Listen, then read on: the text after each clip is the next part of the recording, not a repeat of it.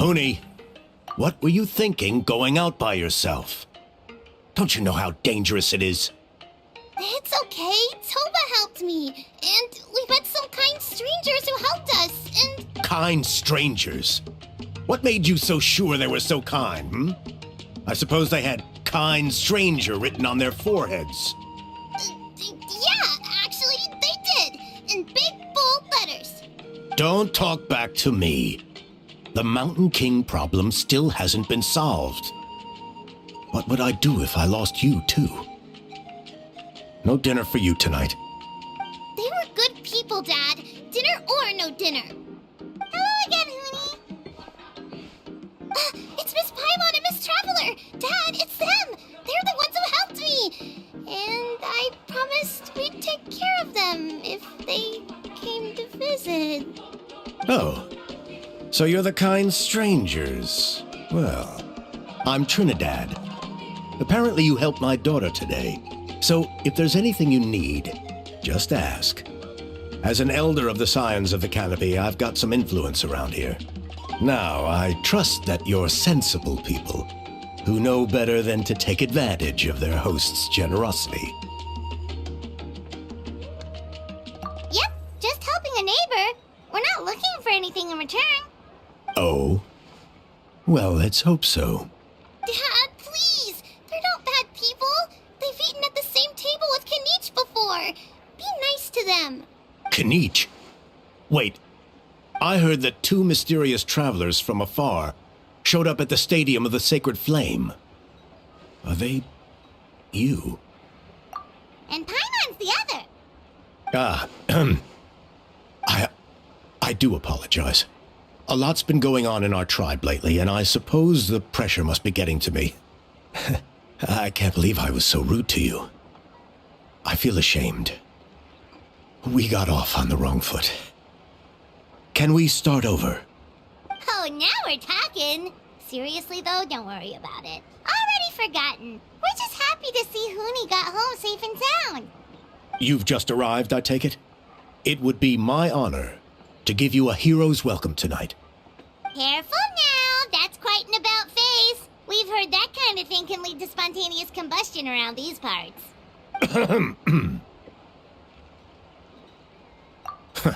My dear traveler, you are very perceptive indeed. Go inside now, Huni. Dad's got some important business to discuss. Okay. Look after Miss Traveler and Miss Paimon. They're very special guests. Well, we'll hear you out, but we can't make any promises that we'll be able to help. This is a matter of utmost importance. Please allow me to explain. For many years, our tribe has celebrated the Turnfire Night. It is a traditional ceremony among the Scions of the Canopy, in which we remember our ancestor, Burkina, and his companion, Kangamato, the Mountain King. Burkina was a hero who bore the ancient name Malipo, and Kangamato was a powerful Yupanqui warrior. Together, they fought against the Abyss. They were victorious, but it came at a great cost. Burkina paid with his life. The Mountain King survived, but was contaminated by the Abyss, and he remains in hibernation to this day. Normally, Yupanqui never live longer than a century. It's possible that the Abyssal power is responsible for his unnaturally long lifespan. That's right. The Mountain King is a living symbol of our glory, but even this glory comes at a price. The abyssal power inside him is highly sensitive, and when it is disturbed, he awakens and flies into a blind rage, attacking anything that moves.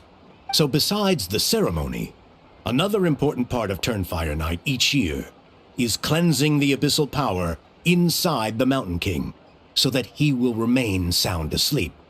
However, Abyss-related incidents have been on the rise in that land lately, as I'm sure you're both aware. As a result, it has become increasingly difficult to keep the Mountain King in hibernation. Only 5 months have passed since the last Turnfire Night, and he's already showing signs of instability. Has he woken up again? He has. We managed to contain the situation by performing a makeshift ceremony right away. But it was a close call. He could reawaken at any moment. Also, he attacked and wounded my companion, Nana, during the ceremony. She became contaminated by the Abyss as a result. And... We heard. Such a tragedy. We're really sorry for your loss. Yes. And Nana wasn't the first. Anyway, right now, we're preparing for an exceptional Turnfire night ceremony. And we need to find a suitable flame bearer. From what I've heard about your adventures, I believe you'd be perfect for the role. Of course. Plus, he's a bona fide hero, who's inherited the Malipo name. Oh, you mean Kinich? Yes, he's the one. A hero worth his weight in gold. And unfortunately for us, he's all too aware of that. No prizes for guessing what he said when I asked him to host a Turnfire night outside of the annual schedule. An exceptional ceremony? I'll have to charge an exceptional price. I swear, no other concept exists in that boy's brain. I'm not the one to usually talk about people behind their backs, but I'm convinced the Y-Up got hit on the head and took a wrong turn the day it chose to give that ancient name to him. Have you ever heard of a hero whose mantra is, "What's your asking price?" Oh, and don't get me started on that insufferable how he hangs around with. Thinks he's God's gift to mankind. Pompous fool. Yeah, Paimon has to agree on that last part. Anyway, the fact is, the ceremony can just as easily be done without him, as long as we find someone else.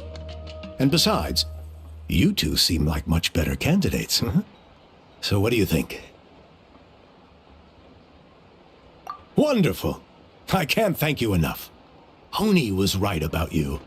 You have kindness in your hearts. Come with me to the other side of the mountain. I'll bring you up to speed on each step of the ceremony. As experienced warriors, I'm sure you'll pick it up in no time.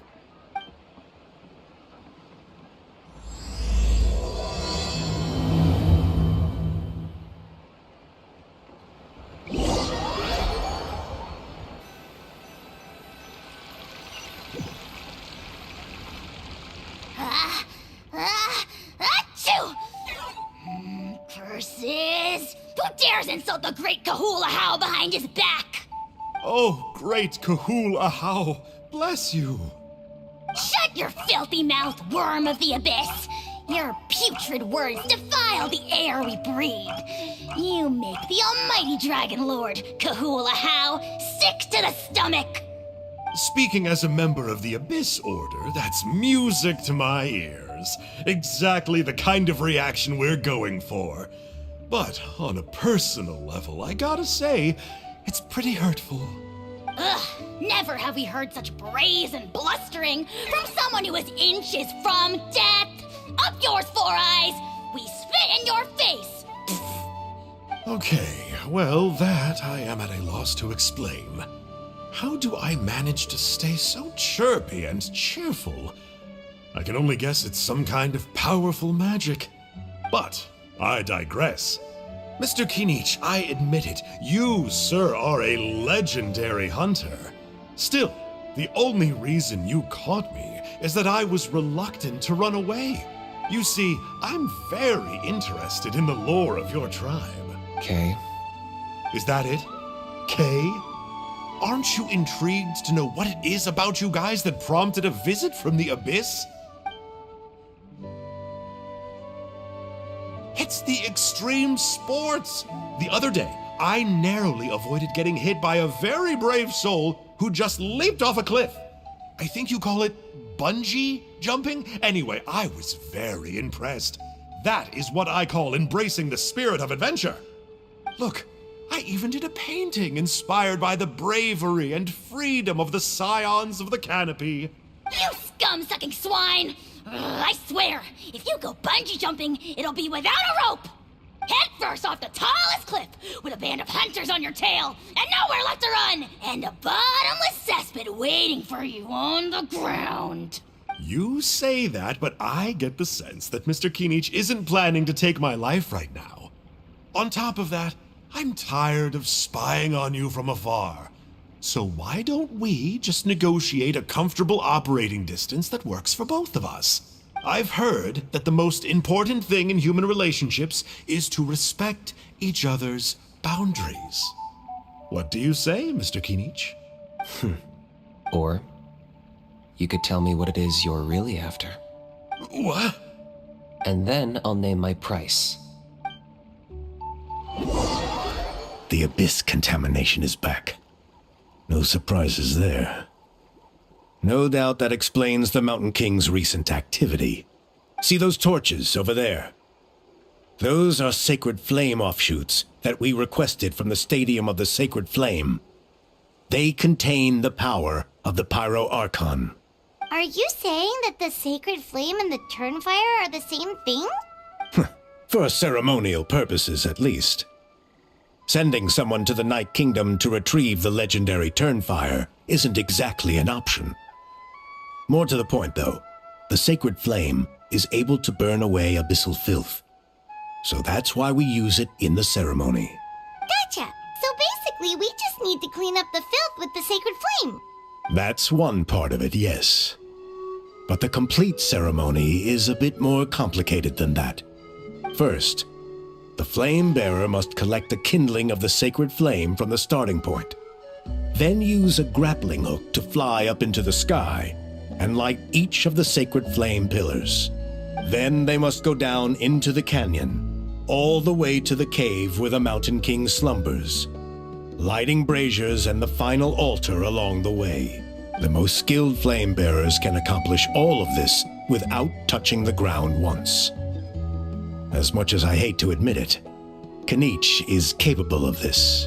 Wow! He can do all that flying without ever falling to the ground? Well, of course Paimon can. It'd be much harder for you guys. Well, don't worry.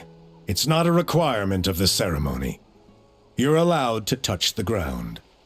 The only thing you're not allowed to do is turn back. The flame bearer must always keep moving forward. You can't skip a pillar, then come back to it after lighting the next one. To do so would be to disrespect our ancestors. So, what actually happens if you do turn back? Surely the fires don't just go out. Well, if you're not careful, you might get burned. What about today then? Does the same rule apply? Oh no, don't worry. Today is just a practice. The order doesn't matter. You just need to take the sacred flame, cleanse the filth, then go light all the braziers. Are you ready? I'll repeat the key points again. Gather the kindling, cleanse the filth, and light all the braziers. I'll wait for you at the end.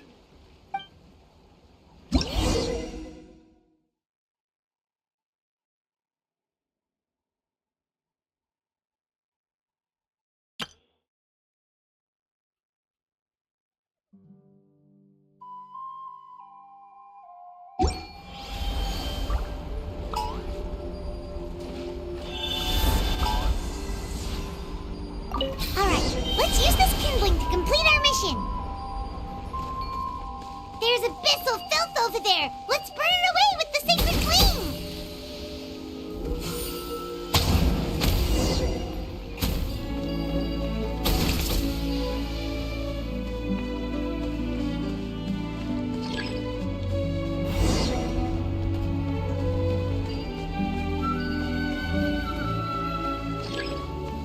That should be all the braziers. Let's regroup with Trinidad. I knew I was right about you. You have outperformed all of our previous candidates. If there was an ancient name for outstanding flame bearers, I'm sure the Wayab would consider you for the honor. Yeah, although it would probably take Paimon quite a bit longer. All right. Now there's still a few days left until the ceremony. I should get back so I can inform the chief and the other elders that I have found the flame bearer we need. Oh, you mean they've still got to sign off on it? Some of them are still hoping we can come to an agreement with Kanich. But that's only because they haven't seen you in action. Still, I'm the one responsible for securing a flame bearer. And my recommendation is you. Just for Paimon's own peace of mind, are you sure it's not going to be a problem having Outlanders take on such an important role in your ceremony? See that place over there? There was a time long before the age of Burkina and the Mountain King, when we Scions of the Canopy called that our home. After a period of upheaval, our ancestors were forced to move away. Now it has become a place where our youths go to develop courage and kindle a spirit of adventure. If we failed to keep the threat posed by the Mountain King at bay, it might not be long before we have to move again and find a new home. So to answer your question, I think everyone will agree that you are the right choice. Fair enough. Desperate times call for desperate measures. I'll need you to drop by my place at some point before the ceremony, if that's all right. There are still a few final details that we need to discuss. Okay, see you later then. You have my gratitude. We've helped out with a lot of other local festivals before, but this one feels a little different. Anyway, let's take a break before heading back to Trinidad's place.